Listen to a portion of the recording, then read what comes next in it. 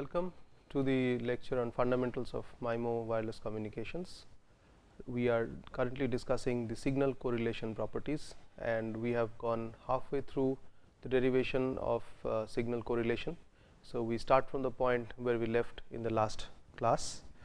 So, we had the expression as in this particular expression, and we started off with the expression here received band pass signal correlation as phi RR of delta t with RT and RT plus delta t, where we expanded each of these expressions and did all multiplications, used the trigonometric identities, following which we collected the like terms, and finally we have the expression where we have half cos omega c delta t along with a certain coefficient and half cos omega c 2 t plus delta t along with a whole set of coefficient. So, we have gathered the terms with t together, and we have also gathered the terms without the t.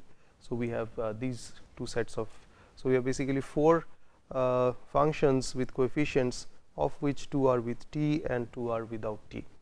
So, at this point we will make a very important assumption, and this is a very valid assumption, details of which we may look into later lectures, but as of now we assume that this particular signal R of t is wide sense stationary.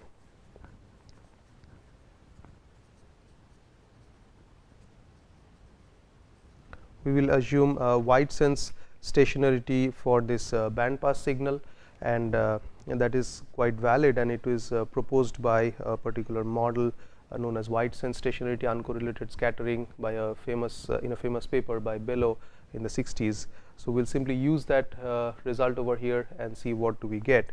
So, if we assume wide sense stationarity, what we are defining over here is phi R R of delta t. So, going by that, this phi R R of delta t, if it is wide sense stationary process, then it will be independent of t and will be dependent only on delta t. So, if we use this particular set, then what we are left with is these functions which are function of t should have the coefficient which is 0. So, if we take that, what we get is from this particular one, we would have E of h I of t h I of t plus delta t is equal to E of h q of t h q of t plus delta t, because if this has to be 0, then this must be equal to this. Secondly, what we have is the other function of time is the sine 2 t plus delta t. So, if it is wide sense stationary, this should have a 0 coefficient, and going by that we are going to have E of h I of t h q of t plus delta t being equal to minus E of h q of t h I of t plus delta t. So, this in this expression we should have minus inside, which was kind of omitted in the previous expression. So, sorry, there is a minus over here. So, if we set this whole equation to 0, we are going to have this plus this equals to 0, or E of h I t h q of t plus delta t is equal to minus of this, then only this whole equation turns out to be 0.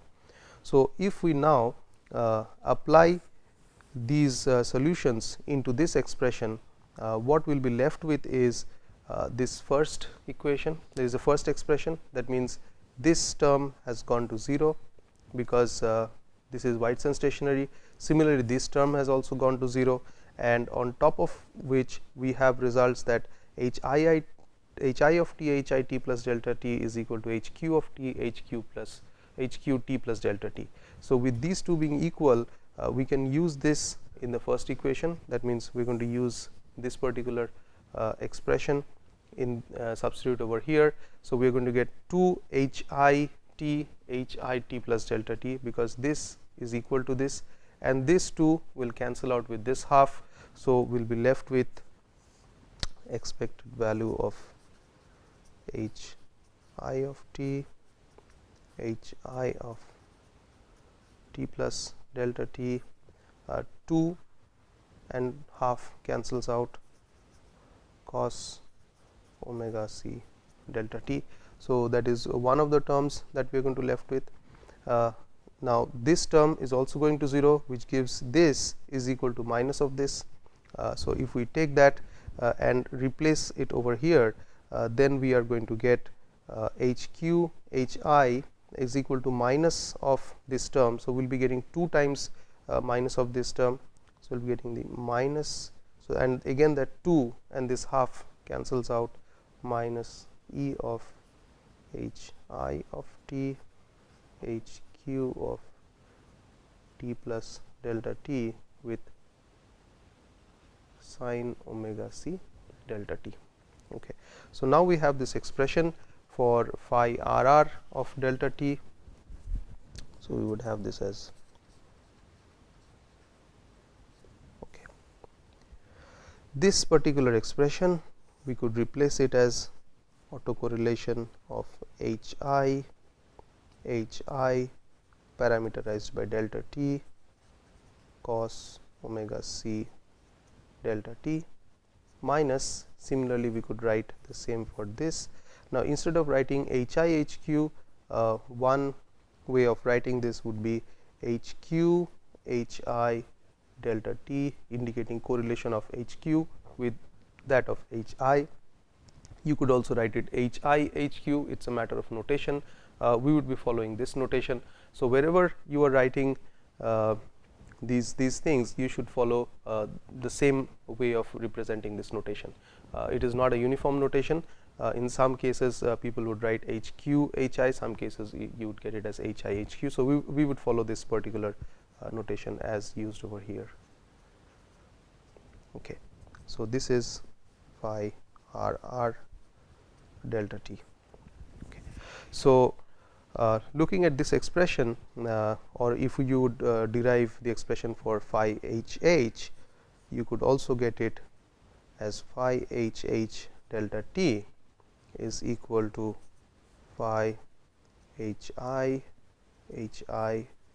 delta t plus j phi HQ Hi delta t, and then we could write phi RR delta t is equal to real part of phi HH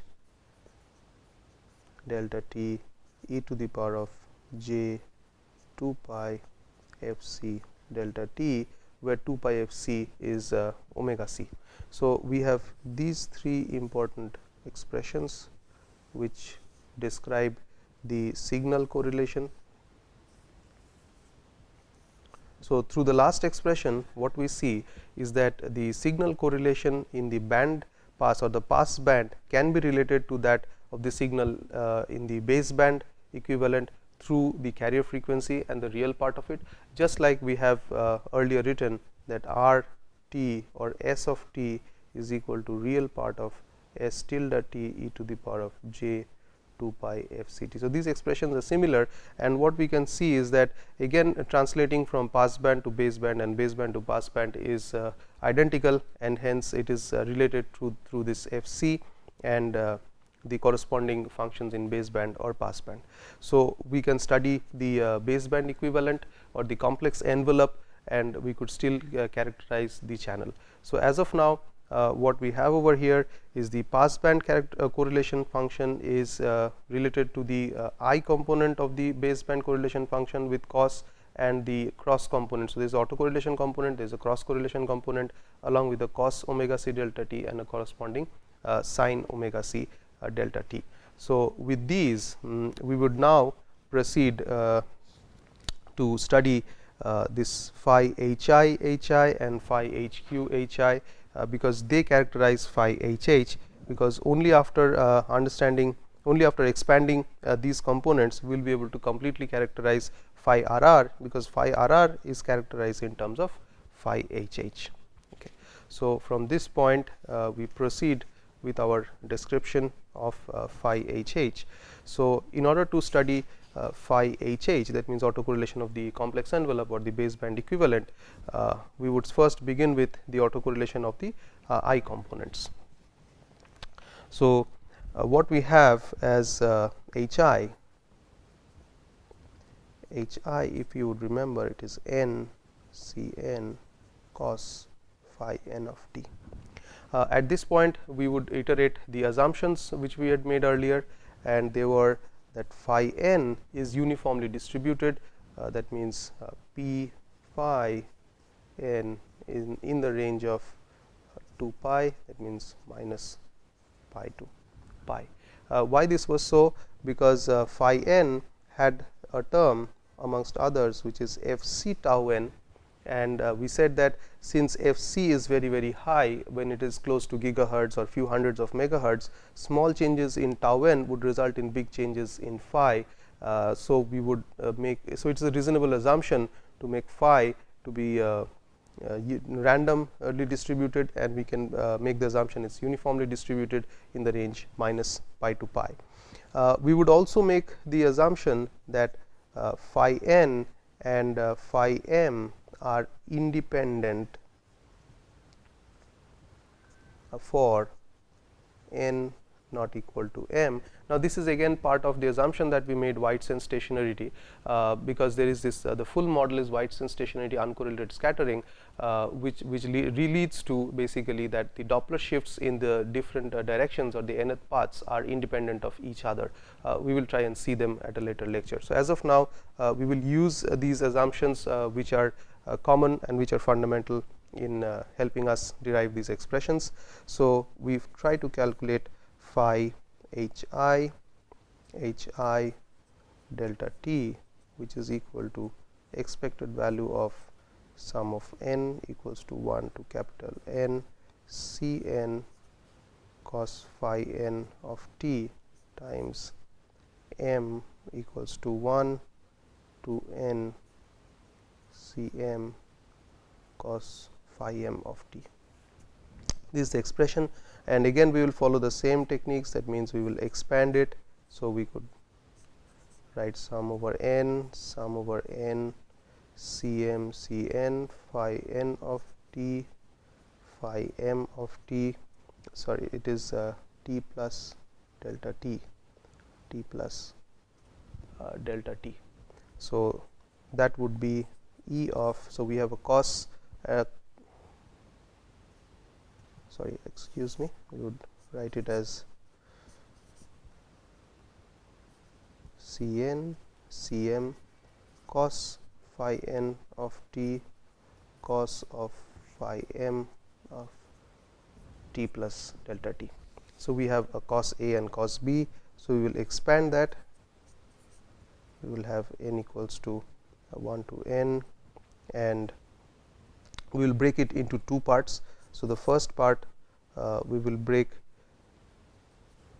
where m is not equal to n, C m cos phi n t cos phi m t plus delta t, and we have the other part which is sum over n equals to 1 to n and m n equals to m equals to 1 to m C n squared cos phi n of t and phi n of cos t plus delta t. This is cos. So, we have these two terms, we have broken it into two terms for our ease of our steps that which are supposed to take. And if we look at this particular, the first term, if we look at the first term, we have made certain assumptions that phi n and phi n are independent for n not equals to m. So, we have created that set of summation where n is not equal to m, and if they are independent, we have expectation of cos phi n times expectation of this, and if phi n is uniformly distributed between 0 to 2 pi, we can say that cos this whole term, expectation of this term goes to 0 and that term goes to 0. So, this term would finally end up in 0 and we will be left with only the second term. So, if we proceed with the second term, what we are going to have is again this cos of phi n and cos of phi n t plus delta t.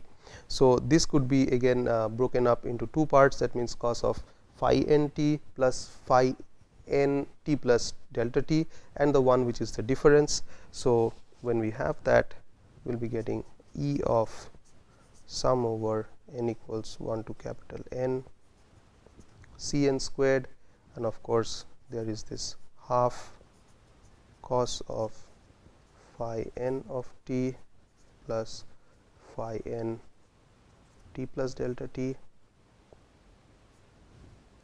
plus cos of phi n times delta t, because when we take it out, phi n of t minus phi n of t plus delta t.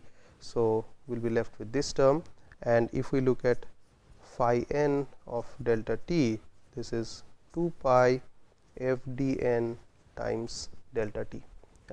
So, that is what will be left in this particular expression. And if you look at this term, which is phi n of t and phi n of t plus delta t, you are left with phi n of 2 t inside this. And again, as we bring the expectation operator inside, this term would be going to 0. So, what we will be left with is only this particular term. So, if we take this term, then we could write this as a summation of expected value of C n squared times half times expected value of cos 2 pi. So, for our case, what we have is f max times cos theta n times delta t. If you refer to the earlier expressions of phi n, f d n is basically f max times cos theta n. We are going to get these expressions. Now, we are going to make some important assumptions again, or if we look into the details, so that we are able to derive the expression correctly. One thing we would remember, that sum of C n squared is equal to omega p, and n equals 1 to n equals 1 to capital N.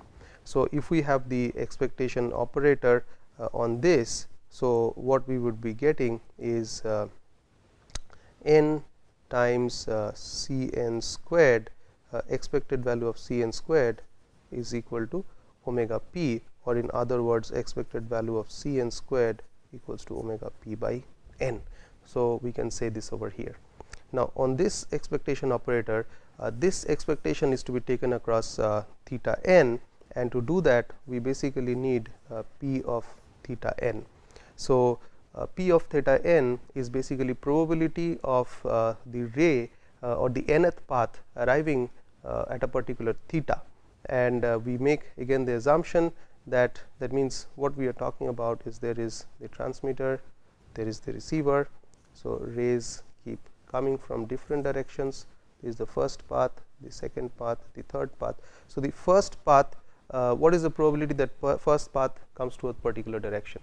Now, we have been saying that the probability of this ray coming, or the nth path, is 1 by 2 pi is the distribution, and that will be same for all the paths. We do not know whether the first path comes from this direction or this direction or that direction, or the second path comes from this particular direction. So, we would say that p theta n is equal to p theta is equal to 1 by 2 pi for all paths, and that would help us in evaluating this particular expression. So, when we take a look at this first part, what we would get is omega p by 2 n, and of course, n is equal to 1 to n, and this expectation operator would still remain expectation operator, cos 2 pi f max, instead of cos theta n, would write it as cos theta times delta t. So, if we now look at this, this expression is independent of small n, this expression is independent of small n, and this gets n times added. So, we would have n multiplied, and this would result in omega p by 2 times expectation over theta. So, this was expectation over theta n, this was expectation over theta times cos 2 pi f max cos theta times delta t. This is basically phi h I delta t, and we have seen earlier that we have got phi h I delta t is equal to phi h q delta t. So, we have evaluated this, which is equal to this one. We only have to remain to calculate h I h q, and it is kind of from these derivations you can almost guess what would be the h I h q. So, phi of h q h I delta t could be this, you can work it out, would be expectation over theta. Instead of cos, there will be a sine 2 pi f max cos theta delta t. This is kind of clear because the coefficient that you have with this h I h q is sine omega c delta t. So, I mean that is kind of an indication, but if you derive through the steps you are going to arrive at this. And so, what we have finally is the expression of phi h I delta t and phi h q h I delta t, which would together help us in defining the expression of phi h delta t, because phi h delta t is in terms of phi h I delta t plus j phi h q h I delta t, and here we have phi h I delta t defined and phi h q h I delta t defined. So, with this we have been able to define phi h delta t. Now, since phi h delta t is defined, we can then define phi r delta t. So, what remains for us to do is to evaluate these expressions for E theta. So, basically this this expectation, if we can work out this expectation over theta, then we have solved the complete expression of phi h. So, if we go ahead and again our comes to our aid is p theta is 1 by 2 pi and theta in the range of minus pi to pi. So, this is basically the 2D isotropic scattering model that is what we are referring to continuously. And since this was first proposed by Clark, we would usually call this the Clark's model. This is how it is well known. That means the probability of rays coming from all directions, that means the probability of rays coming from different directions is uniform. This is very important. So, we just need to remember this is the Clark's model of 2D isotropic scattering.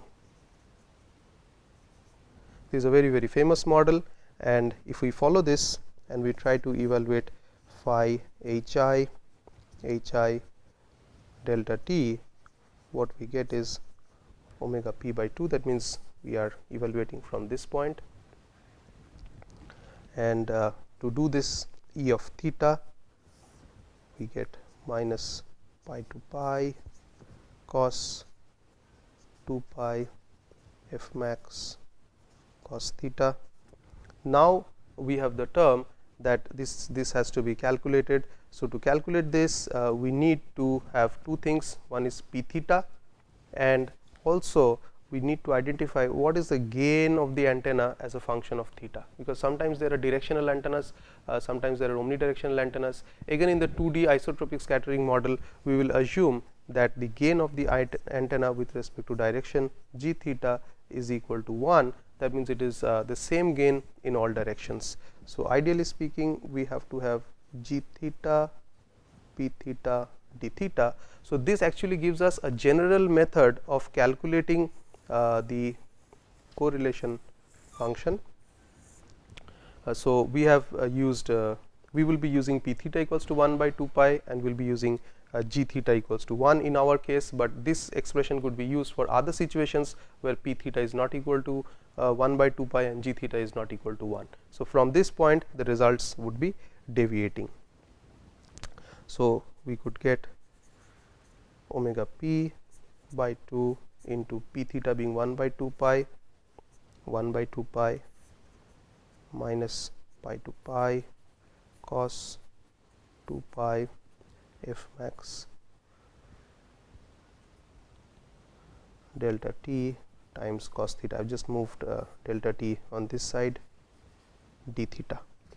So, if we look at cos theta, theta has a range of minus pi to pi. So, cos theta has a range of minus 1 to 1 and cos of minus alpha is equal to cos of alpha. So, using this we could also write this as omega p by 2 multiplied by 1 by 2 pi 0 to pi. Because of this we will be integrating only in one range and we would multiply by 2 cos of 2 pi f max delta t cos theta d theta. So, this would cancel out, 2 would cancel out. So, what we have this as omega p by 2 pi integral 0 to pi cos 2 pi f max delta t cos theta d theta.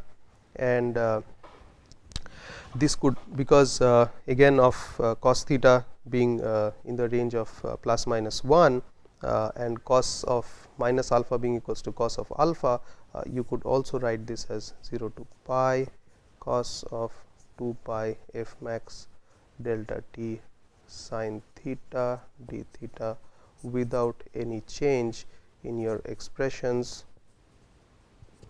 And then this is the well known Bessel function of the 0th order of the first kind f max delta t. So, where j 0 is the 0th order Bessel function of the first kind.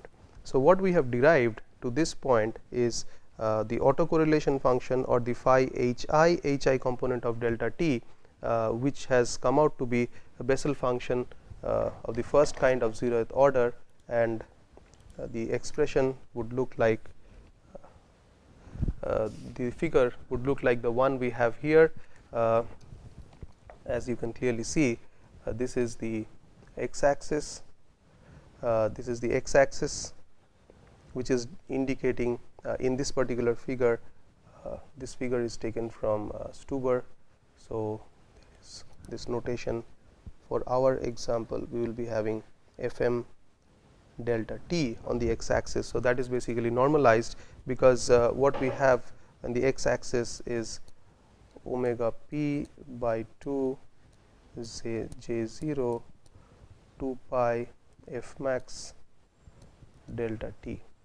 So, if you look at this expression and we take fm or f max delta t, then we could choose different values over here and we could plot it and they would all map to one figure. So, this x axis is having fm delta t on the x axis. So, that is f max delta t. This is the autocorrelation function which is normalized by omega p by 2. So, that the max value is at 1. So, you could clearly see that what we have in the x axis is just this j 0 function, okay. And this curve is very important, because at certain point you can clearly see that the correlation reaches 0, and from this we will be defining what is known as the coherence time of the signal, that is the time for which the signal is correlated to itself. We stop our discussion at this point and we will continue the next lecture describing what is coherence time, and also we will look at the correlation of HQ and HI components, so that we are able to define the autocorrelation function or the correlation of the received signal, which would help us in understanding or characterizing the channel partially for small scale propagation models. Thank you.